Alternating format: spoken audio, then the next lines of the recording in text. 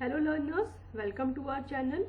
तो आज हम अपनी सीरीज को आगे कंटिन्यू करते हैं और हम नेक्स्ट 25 क्वेश्चन सॉल्व करेंगे।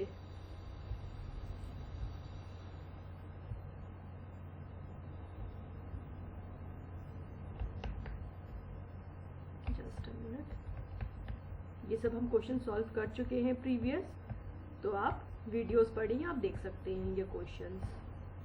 तो आज हम स्टार्ट करेंगे क्वेश्चन नंबर 151 से। तो ये assertion रीजन के क्वेश्चंस हैं।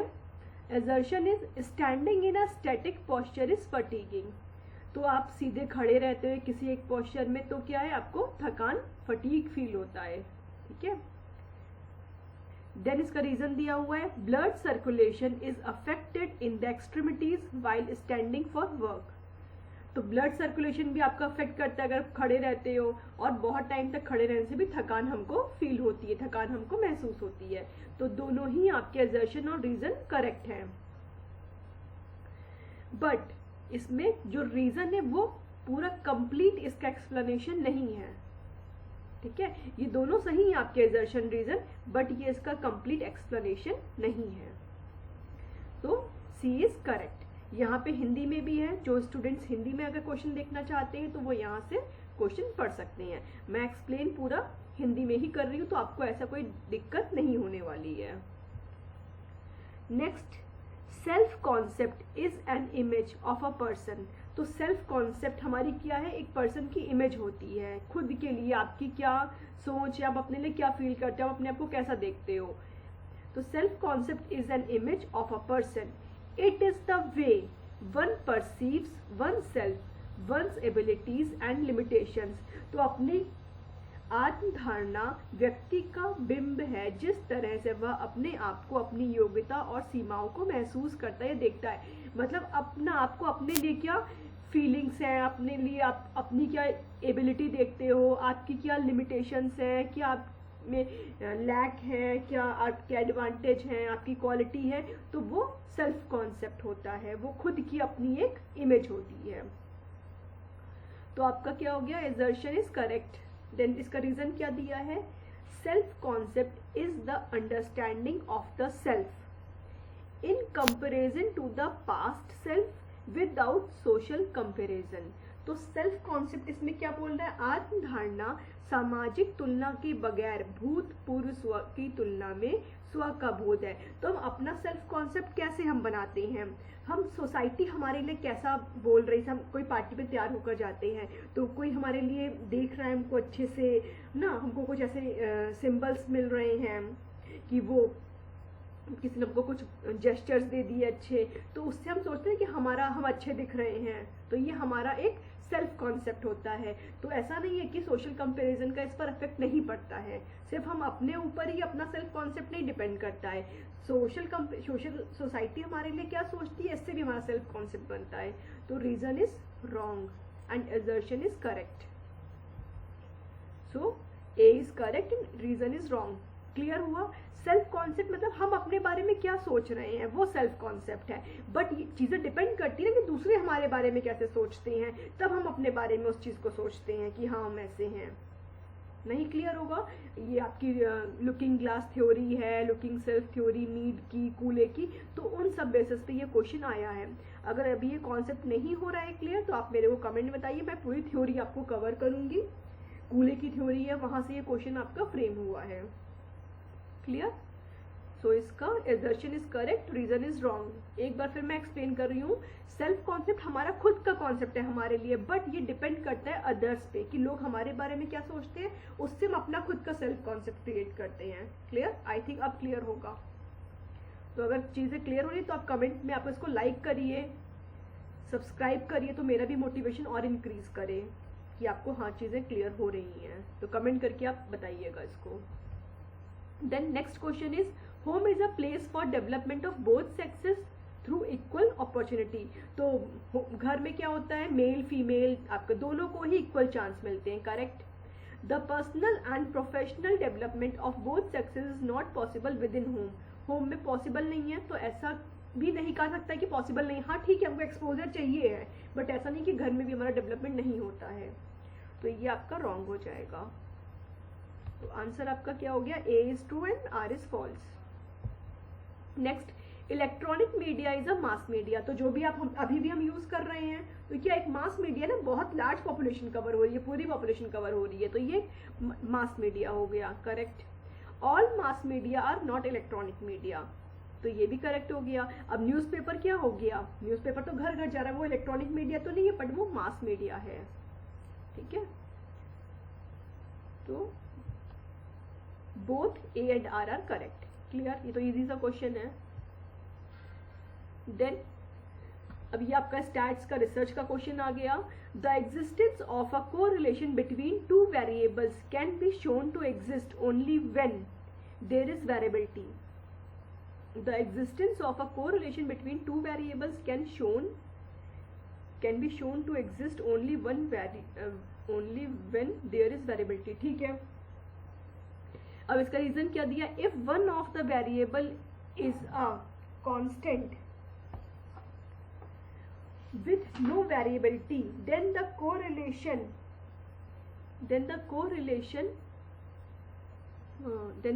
coefficient is not even defined. तो इसका आपका ये क्या कह रहा है क्वेश्चन। अब देखिए, जब आप कोरिलेशन निकालते हैं तो दो वेरिएबल होते हैं ना, दो वेरिएबल होते हैं। लाइक कि मान लिया आप एज की बात कर रहे हैं, एज बढ़ने के साथ आपकी हाइट बढ़ रही है, दो वेरिएबल हो गए। तो क्या कह रहा है, the existence of a correlation between two variables can be shown to exist only when there is variability. अब जब ये एज में भी वेरिएशन होगा, हाइट में भी वेरिएशन, तब आप इसके बीच में कोई कोरिलेशन निकाल पाएंगे ना। दो चरों के बीच सह संबंध की विद्यमानता केवल तभी विद्यमान दर्शाई जा सकती है जब विविधता है, जब इसमें और इसमें वेरिएबिलिटी होगी। जैसे आप 1 साल के हुए तो आपकी हाइट कुछ है ना, इंचेस में 30 इंच है सपोज ना, 40 इंच है। 2 साल के हुए तो कुछ हुई, 3 साल के हुए तो कुछ हुई, 4 साल के हुए कुछ हुई। तो इस तरीके से आपकी एज बढ़ रही है, हाइट भी बढ़ रही है, तो वेरिएबिलिटी है, तब कोरिलेशन इसके बीच में एग्जिस्ट कर रहा है। If one of the variable is a constant, अगर एक वेरिएबल आपका कांस्टेंट है with no variability, then the correlation coefficient not even defined. तो आप कैसे इनके बीच में कोरिलेशन निकालोगे, जब ये आपका कांस्टेंट ही है, एक ही साल है, तो कैसे कोरिलेशन निकलेगा। तो both are correct and R is the correct explanation, clear. तो answer A is correct. Next, give the sequence of stages of sugar cookery in making brittle. तो ब्रिटिल क्या है, जो आप चिक्की खाते हो, जो सर्दियों में चिक्की जलती है, ब्रिटिल खाते हैं, तो उसमें क्या होता है, उसकी स्टेजेस क्या है, कैसे बनती है। तो जब भी आप शुगर के संग कुकरी करते हो, तो सबसे पहले क्या है, दो, जैसे बोलते हैं ना, 1 तार की चाशनी, 2 तार की चाशनी, टू थ्रेड वाला सिरप बनाओगे, फिर सॉफ्ट बॉल बनेगी, फर्म बॉल बनेगी, सॉफ्ट क्रैक, हार्ड क्रैक, ये सीक्वेंस होते हैं। तो सबसे पहले अगर आप 2 थ्रेड से ही देख लो, डी आपका 1, तो डी आपका यहीं पर है, ये आपका करेक्ट हो गया आंसर। तो इस तरीके से भी आप कैच कर सकते हो, जो नहीं आपने सारे क्वेश्चंस पढ़े हैं नहीं पढ़े हैं, कुछ आप अपने एक्सपीरियंस के बेसिस पे भी क्वेश्चन सॉल्व कर सकते हो।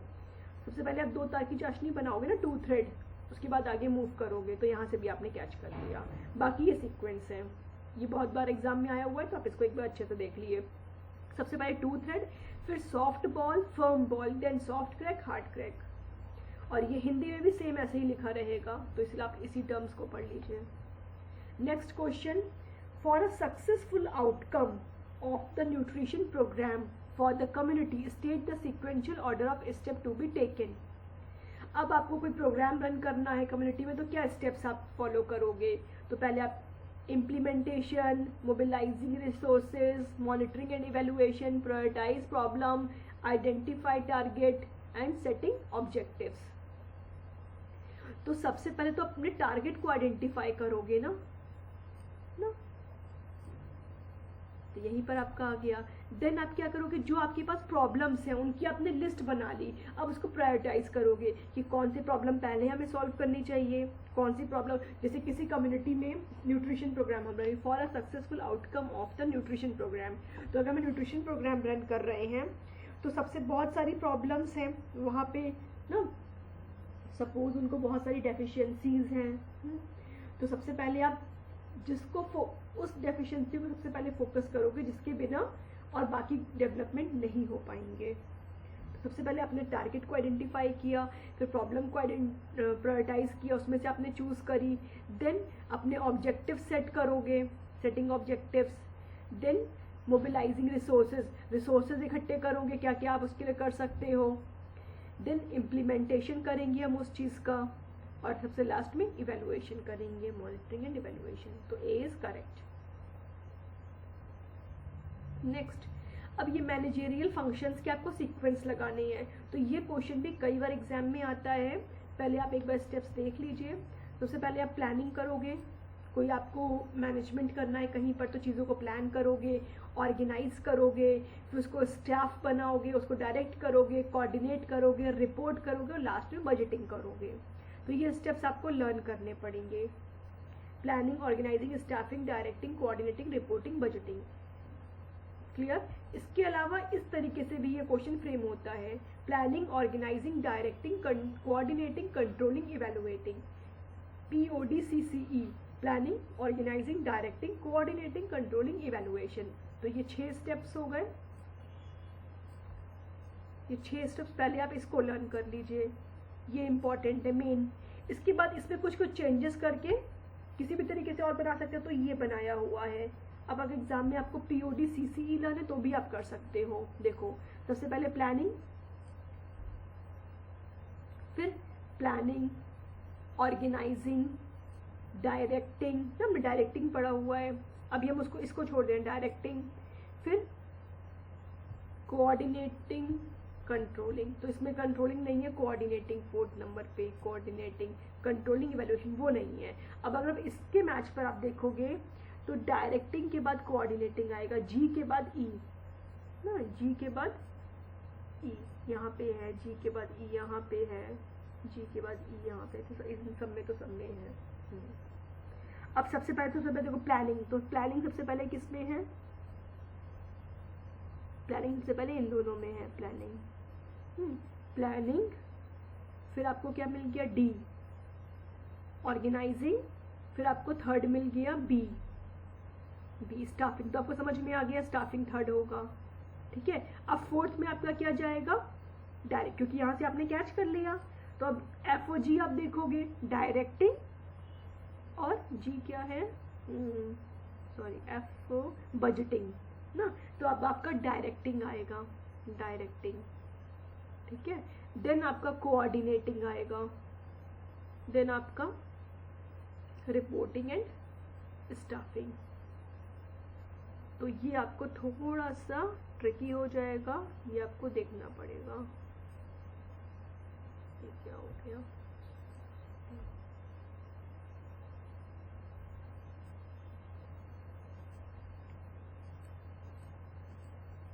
ठीक है, तो इसको आपको थोड़ा सा एक बार देखना पड़ेगा क्वेश्चन। तो वैसे अगर आपको कंफ्यूजन लग रहा है तो उससे बेटर है तो इससे बेटर है कि आप इसको लर्न कर लीजिए। Planning, organising, staffing, directing, coordinating, reporting, budgeting, ये स्टेप्स और ये स्टेप, दोनों स्टेप्स इंपॉर्टेंट है। क्लियर? तो आपका ये क्वेश्चन सॉल्व हो जाएगा। ये क्वेश्चन बहुत नंबर ऑफ टाइम्स आता है, इसलिए आपको ये लर्न करना पड़ेगा। Then give the correct sequence for applying the following in a garment. अब गारमेंट में जो आप अंडरलाइनिंग करते हो कपड़ों की, उसके क्या सीक्वेंस होते हैं? तो अगर हम इसका सीक्वेंस देखें, सबसे पहले गारमेंट का फैब्रिक सबसे ऊपर का फैब्रिक होता है, उसके बाद अंडरलाइन फैब्रिक होता है, फिर इंटरफेसिंग, फिर इंटरलाइनिंग, फिर लाइनिंग। देखिए, सबसे ऊपर क्या है? आपका गारमेंट का फैब्रिक हो गया, फिर उसके बाद आपका underline, interfacing, interlining and lining, ये सीक्वेंस होता है। यहाँ पे भी यही चीज़ लिखी है, बट इस क्वेश्चन में थोड़ा सा अलग है, इसमें ऐसा कोई ऑप्शन नहीं दिया हुआ है। सबसे पहले अभी हमने क्या पढ़ा? अंडरलाइन, फिर इंटरफेसिंग, फिर इंटरलाइनिंग, फिर लाइनिंग। तो सबसे पहले सी के बाद हमने क्या पढ़ा है? बी। तो सी के बाद बी, इसमें ऑप्शन नहीं है इस तरीके से। तो अगर हम देखें इंटरलाइनिंग और लाइनिंग किसके बाद है? ए के बाद सी, ए के बाद डी, ए के बाद डी, इसी में आ रहा है आपका। ये तो श्योर है आपका कि इंटर लाइनिंग के बाद ही लाइनिंग होगी, तो ए के बाद डी सही है। ये ऑप्शन इसने उल्टे दे दिए हैं, इसने पहले इंटरफेसिंग दिया है फिर अंडरलाइनिंग दिया है। तो वैसे तो मेरे हिसाब से sequence C B D and नहीं ए डी, हाँ सी बी ए डी होना चाहिए, पर सी बी ए डी इसमें कोई ऑप्शन दिया नहीं है। तो इसको अगर आपको क्लियर कुछ पता है तो आप इसको कमेंट सेक्शन में बताइए, वरना मेरे according C B A D answer होगा। अदरवाइज हम फिर इसको बी पे क्लिक करेंगे, क्योंकि यहाँ पे ये तो मैच यही कर रहा है सिर्फ, ठीक है। So next, give the correct sequence of removing lipstick stain from. अब आपको लिपस्टिक को रिमूव करना है। सबसे पहले हम क्या करते हैं, sponge with the grease solvent. जहाँ पे भी आपका कपड़े में कोई भी स्टेन लगा होता है तो उससे पहले आप उसको फोकस करते हैं, उसको हम क्लीन करते हैं। तो sponge with the grease solvent, B आपको यहीं पर ही है। देन आप क्या करोगे, wash in hot soapy water. Then उसको हम सोपी वाटर से वॉश कर लिया, फिर हम उसको ब्लीच कर देंगे और सबसे लास्ट में आप उसको सन ड्राई करोगे, तो ये सबसे लास्ट में खुद ही हो जाएगा। D is correct. Clear.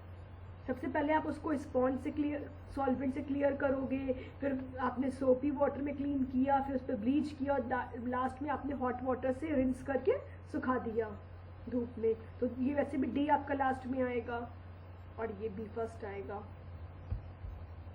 D is correct. Next, अब ये हाउ आर कलर्स क्लासिफाइड। अब ये पूरा का पूरा लेक्चर मैं आपका ले चुकी हूँ, मैं इसको डिस्क्रिप्शन बॉक्स में इसका लिंक दे दूंगी, वहां से आप इसका पूरा फुल वीडियो, 2 लेक्चर मैंने कलर्स पे लिए हैं, तो आप इसको देख सकते हैं। सबसे पहले क्या होता है, primary colour, secondary colour, intermediary, tertiary और क्वार्टरली। तो सी इज करेक्ट। ये हम डिटेल में नहीं कर रहे हैं यहाँ पर। Then arrange constituent process of observational learning. Observational learning, social learning theory अगर हम बोले तो ये किसने दी है, एल्बर्ट बंदूरा ने दी है। सोशल लर्निंग थ्योरी या ऑब्जर्वेशनल लर्निंग थ्योरी, ये एल्बर्ट बंदूरा ने दी है। इन्होंने 4 स्टेप्स की बात करी है, अटेंशन, रिटेंशन, रिप्रोडक्शन या प्रोडक्शन, देन मोटिवेशन। तो अटेंशन, रिटेंशन, प्रोडक्शन या रिप्रोडक्शन, देन लास्ट में मोटिवेशन। तो फोर्थ थर्ड ये देखिए आपका बी करेक्ट हो गया। तो ये भी क्वेश्चन आ सकता है, ऑब्जर्वेशनल लर्निंग थ्योरी किसने दी है, एल्बर्ट बंदूरा ने, या सोशल लर्निंग थ्योरी या ऑब्जर्वेशनल लर्निंग थ्योरी, ये दोनों इंपॉर्टेंट है, ठीक है। ये 4 स्टेप्स हो गए। देन एक्सटेंशन एजुकेशनल प्रोसेस के क्या स्टेप्स होंगे, objective teaching, situation, reconsideration, evaluation. तो सबसे पहले क्या होगी, आपकी कोई एक सिचुएशन होगी, उसके अकॉर्डिंग आप ऑब्जेक्टिव्स डिसाइड करोगे, देन टीचिंग करोगे, उसको इवैल्यूएट करोगे और रिकंसिडरेशन, फिर से पुनः विचार की अगर जरूरत पड़ेगी तो वो करोगे। तो third first C is correct. Third, first, second, fifth और फोर्थ, यहाँ से भी आप कुछ देख सकते हो। रिकंसिडरेशन, पुनः विचार, तो पुनः विचार तो लास्ट में करोगे ना, और सबसे पहले आप सिचुएशन को देखोगे ना, क्या स्थिति है, उसके अकॉर्डिंग ऑब्जेक्टिव्स बनाओगे, फिर उसको टीच करोगे, फिर इवैल्यूएट करोगे, और फिर कहाँ पे आपको चेंजेस करने की जरूरत है, फिर उस पर पुनः विचार करोगे। Correct. Then Panchayati Raj institution in the hierarchy of governments from grass root upward. तो ग्रास रूट टू अपवर्ड कह रहा है, हमें नीचे से ऊपर की ओर बढ़ना है। तो सबसे पहले क्या आएगा, ग्राम सभा, देन ग्राम पंचायत, फिर block panchayat, then district panchayat. District सबसे बड़ा हो गया इसमें पंचायती राज इंस्टीट्यूशन में। तो पहले सबसे पहले ए डी यहाँ पे आ गया, A D B C. Clear. Next, arrange the correct sequence of steps in research. अब रिसर्च सबसे पहले आप क्या करते हो, रेशनेल कार्य पद्धति। सबसे पहले हम अपना एक रेशनेल बनाते हैं, जैसे साइनॉप्सिस बोल दो या तो, फिर आपने ऑब्जेक्टिव्स बनाए अपने, फिर आपने उसको रिव्यू ऑफ लिटरेचर किया, देन आपने मेथडोलॉजी अपनी डिसाइड करी, फिर आपने उसको सॉल्व करके आपका रिजल्ट आया, लास्ट में आपने उसका इंटरप्रिटेशन किया, अपने रिजल्ट की व्याख्या। तो सबसे पहले 6th के बाद ही 5th आएगा, तो 6th के बाद यहाँ पे 5th दिया हुआ है। 3rd, 2nd, 1st, 4th, 6th, 5th, B is correct. तो ये क्वेश्चन भी बहुत ही इंपॉर्टेंट है, इसको आप स्टार दे दीजिए और इसको क्वेश्चन नंबर ऑफ टाइम्स ये क्वेश्चन भी एग्जाम में आता है। नेक्स्ट, अब आपका मैच द फॉलोइंग स्टार्ट हो गया। तो यहाँ पे फूड आइटम उसके न्यूट्रिएंट्स दिए। पपाया में क्या होता है, बीटा कैरोटीन, वो आपका कन्वर्ट हो जाता है पपाया में, एक मिनट,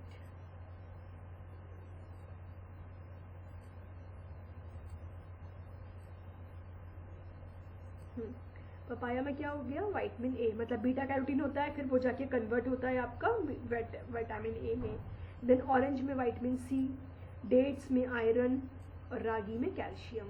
तो ए का फोर्थ आपका यहीं पर ही है, बस solve, clear. Next, creatinine, bilirubin, T3 T4 LDL, ये सब क्या है, बायोकेमिकल टेस्ट। और किस डिजीज के लिए होते हैं, तो क्रिएटिनिन हम किडनी के लिए करते हैं, बिलिरुबिन हम लीवर के लिए करते हैं, T3 T4 आपका थायराइड के लिए होता है, LDL आपका कोरोनरी हार्ट से रिलेटेड है। तो ए का 3 आपका यहीं पर ही है, clear. Next, stock book, KOT, payroll record, specification. Stock book किस चीज़ की, आप स्टोर के लिए, जो आपके स्टोर में कितना आइटम है उसके लिए आप स्टॉक बुक रखते हो। KOT क्या है, किचन ऑर्डर टिकट, तो डाइनिंग रूम में होता है, जब आप रेस्टोरेंट वगैरह में जाते हो तो ऐसे रिकॉर्ड लेके वेटर नोट करता है, तो ये KOT है। पेरोल रिकॉर्ड, ना पेरोल क्या, वेतन चिट्ठा, तो किसका होता है, पर्सनल, जो वहाँ के कर्मचारी हैं उनके होता है पेरोल रिकॉर्ड। और स्पेसिफिकेशन किस चीज़ का होता है, परचेज का, कि आपको क्या खरीदारी करनी है उसका स्पेसिफिकेशन होता है। तो ए का 3 आपका इसमें है, ए का 3 इसमें है, ये सही है, B.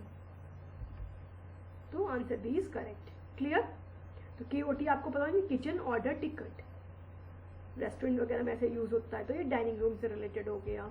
Then diagonal basting, hemming, herring bone और बटन होल, तो कौन सी स्टिच किस टाइप की है, कौन सी परमानेंट है, कौन सी फंक्शनल डेकोरेटिव दोनों है, कौन सी टेम्परेरी है, कौन सी डेकोरेटिव है। तो हेरिंग बोन क्या होती है, सिर्फ डेकोरेटिव होती है। बटन होल ये फंक्शनल भी होती है, डेकोरेटिव भी होती है, दोनों होती है। हेमिंग क्या होती है, परमानेंट जो आप तुरपन करते हो। डायगनल बास्टिंग ये टेम्परेरी होती है।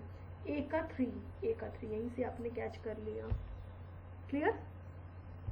Next, well, weft, warp, course, तो आपके फेब्रिक में 2 तरीके के थ्रेड होते हैं, एक वार्प और एक वेफ्ट।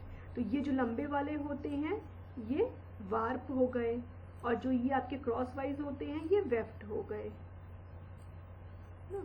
तो वार्प क्या बोल रहा है, लॉन्गिट्यूडनल यार्न, तो ये आपके वार्प हो गए, क्रॉस वाइज वेफ्ट हो गए। अब कोर्सेज ऑफ वेल्स जो हो गए ये आपके निटिंग में यूज होते हैं, ये आपके वीविंग में यूज होते हैं, वार्प और वेफ्ट, जो आप बुनाई करते हो, वीविंग जो कपड़ा, और जो निटिंग जो स्वेटर बनाते हो, निटिंग करते हो, उसमें वेल और कोर्सेज यूज होते हैं। तो सेम जो वार्प का काम होता है वही आपका वेल होता है, यही सेम वेल होता है, मतलब लेंथ वाइज। तो ये क्या हो गया आपका, columns of loops parallel to length, तो वेल आपका लेंथ वाइज होता है। कोर्सेज क्रॉस वाइज लूप्स होते हैं, जो ये क्रॉस वाइज लूप्स बनते हैं ये कोर्सेज हो गए, और जो ऐसे ऐसे बनते हैं वो आपके वेल हो गए। तो ए का फोर्थ यहीं पर ही है, सी। तो C is correct, answer C is correct. Next, orientation of the building, disposition of rooms, personal protection, spaciousness. तो पर्सनल प्रोटेक्शन क्या हो जाएगा आपका इसमें से, ये जो आपके रूमिंग के, या आप बोल लीजिए कि जो आपके हाउस मैनेजमेंट, हाउस बिल्डिंग के प्रिंसिपल्स हैं, उससे रिलेटेड कुछ टर्म्स हैं, उनका डिस्क्रिप्शन है। तो पर्सनल प्रोटेक्शन क्या हो जाएगा, प्राइवेसी से हो जाएगा ना। सी का फोर्थ यहीं पर, यहीं से आप कैच कर सकते हो।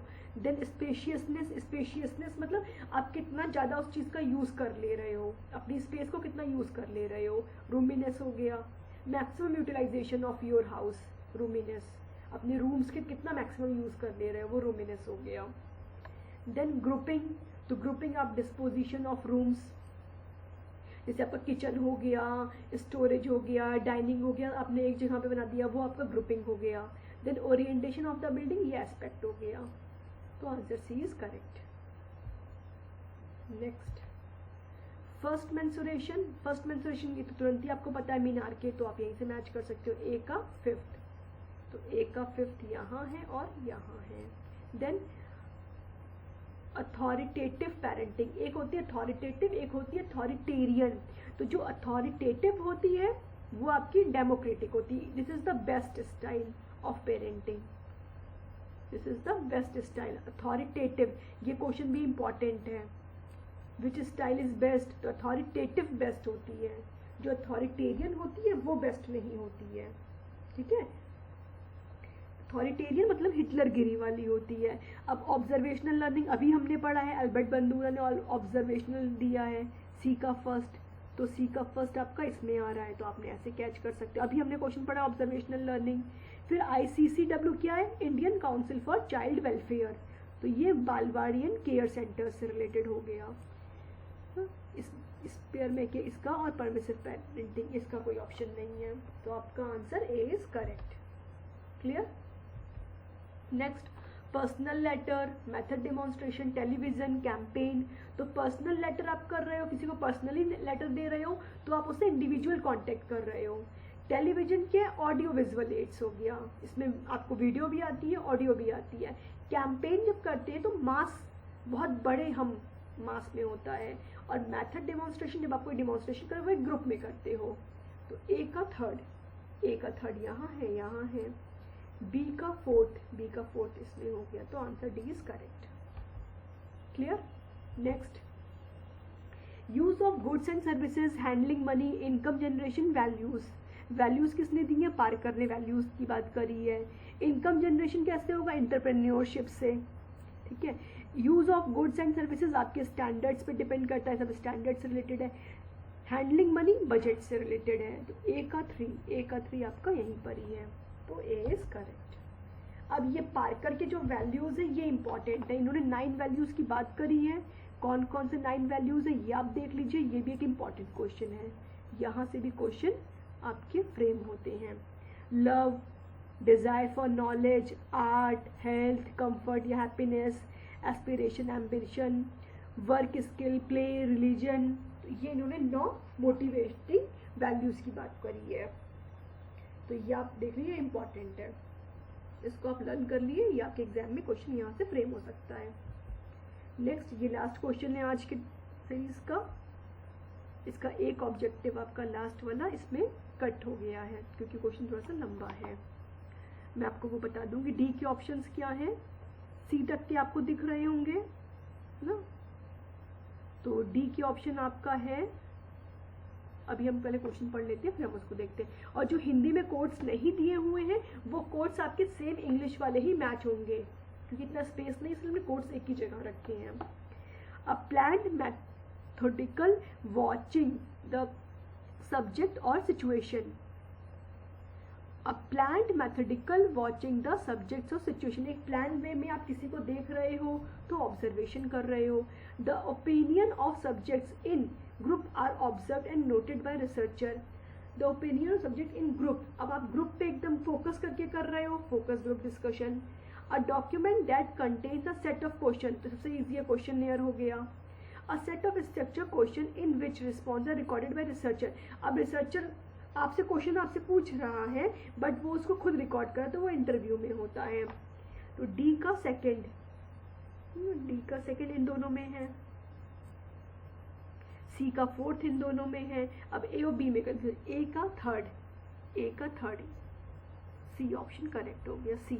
अब क्या है, ए का आपका थर्ड हो गया, बी का फर्स्ट, सी का फोर्थ और डी का second. Clear, A B C D, ये आंसर है आपका।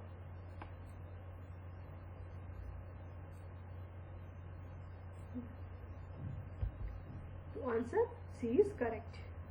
क्लियर, तो ये आज का हमारे क्वेश्चन सॉल्व हुए। अब नेक्स्ट हम और क्वेश्चन देखेंगे, इसी तरीके से हम अपनी सीरीज को आगे कंटिन्यू करेंगे। तो आई होप कि आपको क्लासेस समझ में आ रहे होंगे, कुछ बेनिफिशियल होगा, तो प्लीज़ लाइक करिए, अपने वैल्यूएबल कमेंट्स दीजिए, कि हम आगे और कंटिन्यू कैसे करें सीरीज को।